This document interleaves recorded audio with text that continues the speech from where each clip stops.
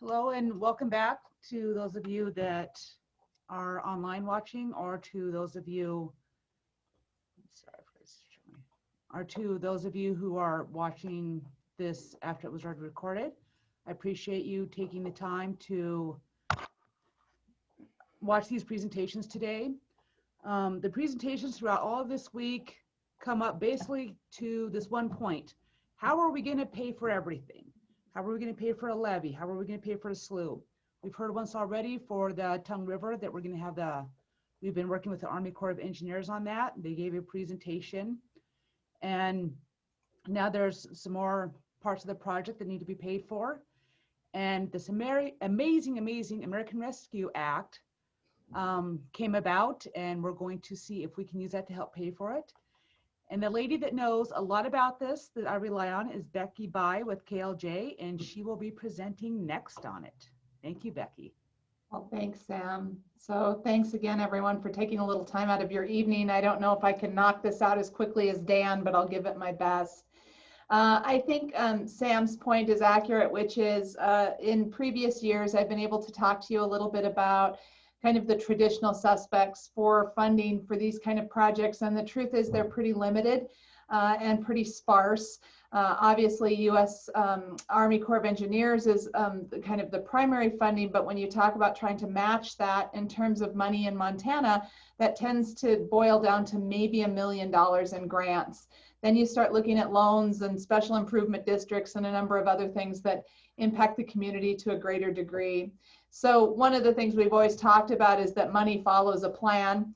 And several years ago, as you know, we did a feasibility study for this and have been using that as the plan in anticipation, or at least of hope, of having some kind of magic revenue come through. Well, I don't know if this qualifies as magic revenue, but it's probably as close as we're going to get. So I'm going to give you, as near as I can, a quick overview of the American Rescue Plan Act and how it applies specifically to the projects that Dan talked about, and also to the overall project for flood protection. So here's the quick and dirty. As I've been telling people in the vernacular, this is a stupid amount of money. ARPA provides about $350 billion in emergency funding that's being distributed to various government agencies. That includes $130 billion for local governments. When we talk about local governments for ARPA's purposes, there are three types of local governments, not including tribes. That is counties, cities, and then what they call non-entitlement units.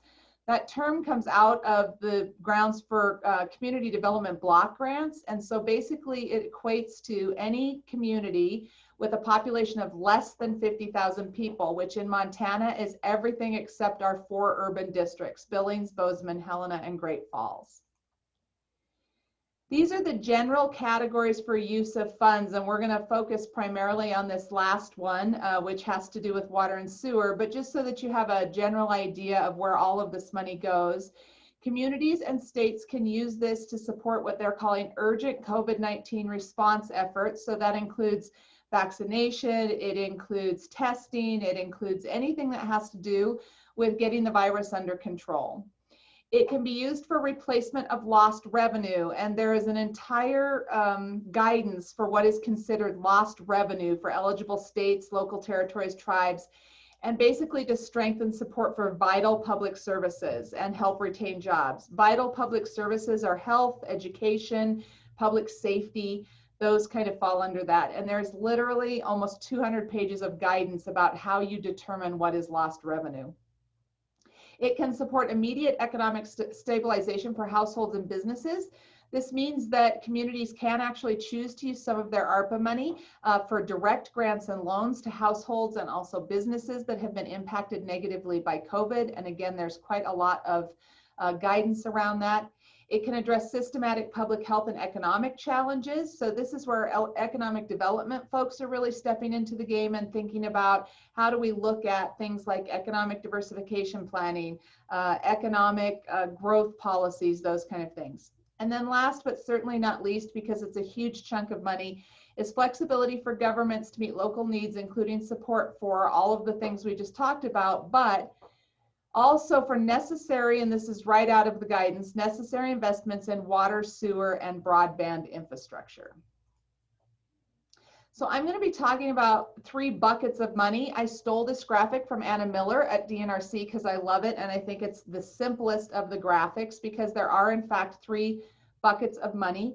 There is what we're going to call bucket A, this bucket over here, which is U.S. Treasury, which are local fiscal recovery funds. Those are direct allocations to communities, and we'll talk more about that in a minute. State of Montana minimum allocation grants. So that's money that came to the state of Montana that the state has determined through legislation to feed back into communities. And now the state of Montana has also decided to do a competitive grant program. So this is kind of how those allocations get distributed for this purpose. So this is all money specifically for infrastructure. So does not include the money that Montana is getting for all of those other reasons for public safety and economic input. This is strictly for this for the water and sewer infrastructure. So it's a total of $463 million. Again, a stupid amount of money. 150 million of that is going into what I just called bucket B, which was that second bucket, which is minimum allocation grants, and we'll talk more about that. 10 million is going to the regional water systems, and they're going to be using that for technical assistance. They're going to be using it to help some regional water authorities. So not in your neck of the woods, but up on the High Line, the North Central Regional Water, which is connecting a number of communities to the same regional water system, will see this money. $43 million that stays with the state under long-range planning, which is really state projects. So the Veterans Home, the Heritage Center, anything that is state functioning, including our university systems. And then 11.5 million that actually stays with the administration and supports the staff that is needed to facilitate this kind of money. What that leaves is around, and this is going to move around a little bit, but around $177 million that will be used in what we're calling bucket C, which are the competitive grants. So let's talk a little bit first about bucket A, which is the direct local fiscal recovery funds. So these are direct allocations, they're non-competitive, that go to cities, counties, tribes. It is a direct allocation for counties from the Treasury, and it's a direct allocation to those non-entitlement units of cities from the state via the Treasury. The state can't change the guidance on it. They can't change the amount. They can't put provisions on it. It goes directly there. It just funnels through the state. Both National Association of Counties and Montana League of Cities have portals that provide the information for disbursement of these payments. So they're non-competitive and there's no application process, but cities and counties actually have to go into the portal and request the money. And they have to provide the bank account and the authority for it and those kind of things. For Miles City, this is just a little over $2 million in direct appropriation to the city. And for the county, again, it's just over $2 million that can come directly to them as soon as they get into the portal to request it. This comes in 2 equal disbursements. The first will be in June, although there are some communities that have already received their disbursements because people could get into the portal early in May. And then a second disbursement, so it's an equal disbursement, the other half a year from now. Bucket B is part of what is House Bill 632, which was the state legislation dealing with ARPA dollars. Again, this is a direct allocation to communities, but from the state allocation. So this is money that ARPA gave to the state, and now the state has determined should come back out to the communities. This amount was calculated as it relates to what's called BARSA, which is the new gas tax, the increase in gas tax allocation from the last legislative session. This money actually requires a match from the communities, and the match is 1-to-1 or 25% of their direct local fiscal recovery. So that last bucket that I just talked about, bucket A. So here's the example I provided since we're talking about Miles City. The match requirement to access this allocation from the state is the lesser of 1-to-1, which is 1,531,000, just slightly underneath that, or 500,000 right around 500,000, which is 25% of that last appropriation. So this is a non-competitive, again, nobody else can get it. And in truth, communities do not have to access it. So you're not required to access it. Communities that want to access it can access all or part of it by submitting a plan to the state no later than January 1st of 2023. That has to include a plan for the use of the money for water or sewer projects and include the commitment to the match requirement. So for Miles City, again, that 1-to-1 you saw it up there for the match, is the appropriation that or allocation that's allotted to them is about 1.5 million. And for Custer County, it's just under $1 million, $722,000. Bucket C is the competitive grants. So this was where I was talking about that 463 that came to the state. What's going to be left after all of the other stuff that things got funded to is between 177 and $220 million. That amount of money is going to be put out for competitive grant to all the communities and tribes in the state of Montana. You can ask for grants for up to $25 million per project, and communities can ask for multiple projects if they would like. There is no specific match actually required for this competitive grant, but it will be considered as part of the competitive ranking. So the higher match will score higher. And yes, this is the big question, ARPA dollars in buckets A and B may be used for match. So you can use your other allocations of ARPA dollars to match this competitive grant. Here's the really fun part. We don't even have an application out yet, but we know by statute, by the legislation in 632, that applications will be due July 15th. So what they're telling us is there is currently an application called the Uniform Application. We use it for Montana state grants all the time. And what they're saying is that we should anticipate an abbreviated version of that application no later than the third week in June. But you can see then how tight that deadline is for us to get into this first bucket. For bucket C, the competitive grants, eligible projects are defined by necessary investments to water and sewer infrastructure. It's literally that vague. What has happened most recently in the guidance is that the federal government has said, and then to the state government, you should use the definition of water and sewer infrastructure that is used in the Clean Water and Drinking Water State Revolving Fund definition. The federal definition for that does not include flood projects, but the state of Montana definition does. And so the current guidance that we're getting from the state is that flood projects will be considered as long as we can show that they are protecting the water and sewer infrastructure with this one, which this one clearly is. It also includes the ability to pay off prior debt, but only debt incurred after March 3rd of this year. So they don't want communities that have outstanding loans or debt for water and sewer projects prior to that to just say, great, now we can pay off a 30-year loan. They only want debt that was incurred, quite honestly, potentially as a result of COVID and after March of this year. Planning is also an eligible expense, but planning will be scored against construction grants. So the advice that we're getting from the state is that it is advisable if you're going to do a planning grant to include it as part of an ongoing construction request. So for instance, in this situation, we are moving with Army Corps of Engineers on the 205. That will lead to a recommendation for some construction that will require money from the community. And we could potentially include in that construction grant planning for the Yellowstone River, which as you heard, if you were on last night, the 205 is not touching. So we could include as part of the construction on the Tongue planning for the Yellowstone. And that would probably be more competitive than if we just include planning. The ranking priorities are listed there. So what they're ranking these projects in order of how they impact health and safety first, resiliency and protection of your infrastructure and protection of natural resources, benefits to the community and affordability, which includes your match scoring, and feasibility of the project. So you have to be able to show that the project is feasible and that the budget is reasonable. I don't know how you judge 25 million is reasonable, but we'll go ahead and try. These are things you cannot use this money for, and you can't use any of the ARPA money for this. So not just money that's been put in the infrastructure bucket. You can't use it for budget stabilization, rainy day funds, or reserve. This is not money to be saved. This is money the federal government wants us to spend and spend relatively quickly.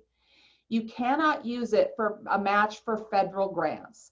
So I'll talk a little bit more about the match later, but we can use ARPA money to match state grants. We can use state grants to match ARPA, but we can't use, for instance, this ARPA money to match the FEMA or the US Army Corps money. You can't, I talked about this before, you can't pay outstanding debts before March of 2021, and you cannot use this particular pot of money for other infrastructure such as roads and bridges, and we get asked that a lot because transportation infrastructure is also in desperate need. So some general guidance for all the buckets is that all of those buckets of funding must be obligated by December 31st of 2024. So you have to know who's getting paid and what is getting paid for by December 31st of 2024.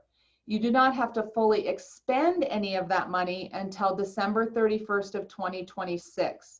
So probably not a surprise to you guys, a lot of these projects, big projects that you're going to be asking for 25 million for, take a long time to finish. And so the federal government is recognizing that you're going to need more time than just a year to spend this money. ARPA, I mentioned this a little earlier, ARPA dollars may not be used as match for other federal money. However, federal funds can be used to match ARPA. So back to bucket B of money, which is allocated and non-competitive to the communities, but requires a match. You could actually use federal money to match that. So it can go one way, but it can't go the other. And I know that's really confusing. All projects must have or include a formal plan, and I've listed some of the common ones, a PER, which is a preliminary engineering report, a feasibility study, a technical memo for smaller projects, but they have to have a plan in place. And that plan has to relay specific goals and objectives, specifically around protecting or enhancing water and sewer projects and a tie to recovery from COVID. So economic recovery, health recovery, telecommunications, cybersecurity, all of those things tie into that. Because ARPA is at its root federal money, it also requires that projects do NEPA, which is the National Environmental Protection Act. Normally, state projects require MEPA, which is the Montana Environmental Protection Act, and that federal labor and material standards be followed, which quite honestly, because US Army Corps of Engineers is engaged in this project, would not necessarily be an issue for this particular project. You can also just bank on the fact that you're gonna get a federal audit because this is big federal money. And so they are recommending that any budgets include money for an annual federal audit. These are, and I don't expect you to copy them all down, you can actually just go to the US Treasury site. If you really want to dig into this, you can get the whole bill, which is slightly over 400 pages. If you need some night reading, you can get FAQs, you can get actually a list of all of the communities and how much is their appropriation. You can get current facts, you can get all of those things. So if you really want to dig in, this is where you can do it.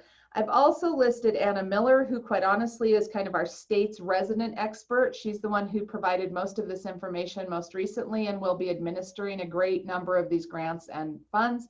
And then I have my contact there listed below as well. I certainly am not, I don't know all of it, but I am following all of it and have actually read all 400 pages of the federal guidance. So that doesn't mean I absorbed it, but I've read it.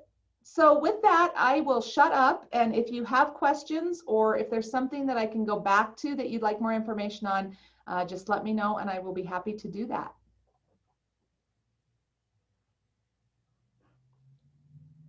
Okay, I guess if you have questions, please feel free to butt in at any time. But so on the tail of this, for Miles City, we have broken down our flood control project into 3 smaller projects, I guess you could say. I don't really think they're smaller, but we have the Tongue River, which is the Army Corps of Engineers is currently doing a study on that. That's what's referred to as a Section 205. So we cannot use any of this money for that. But we still have the Yellowstone that needs to be looked at, plus the slough.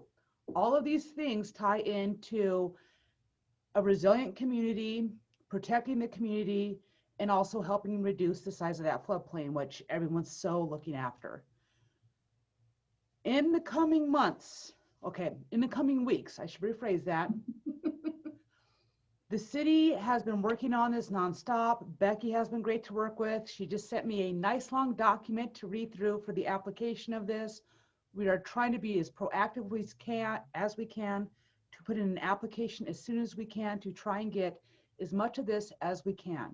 Other departments are also looking at applying for this money.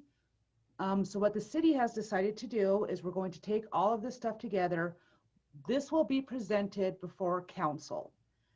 So if you want to know what's going on, attend the council meetings, have your voice heard, you know, stay informed to what's happening, share this information with other people so they know what's happening, because this is really big for our community.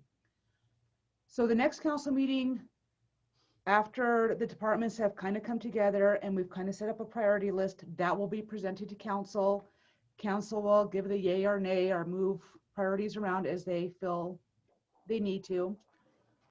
Just so everybody does know, the levee project and the slough project are a high priority, because as Becky stated before, it is very hard for us to find money for this project.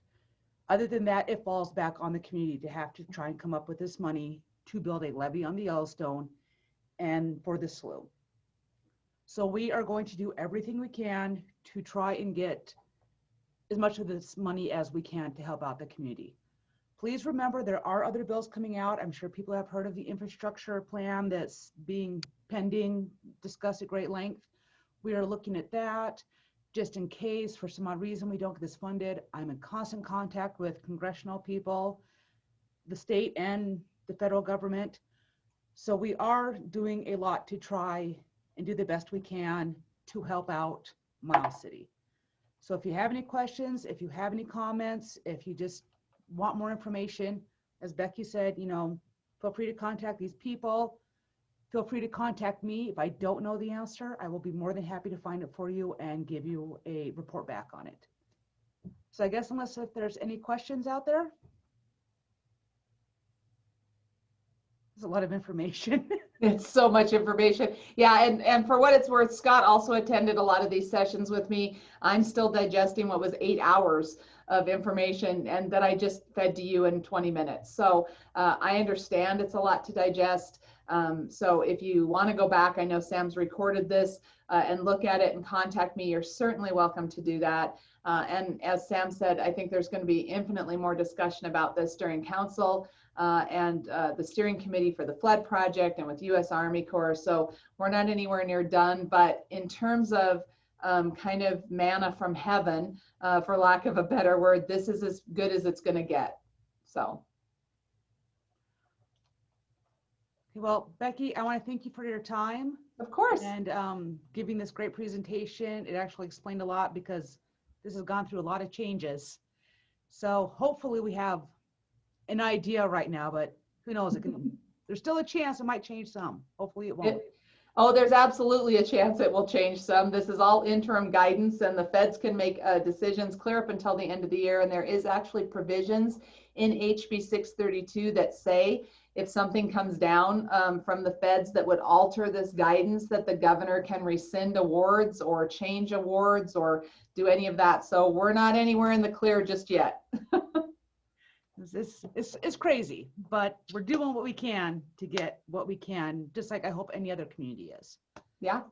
So again, everybody, thank you very much. I really appreciate those of you that have signed on.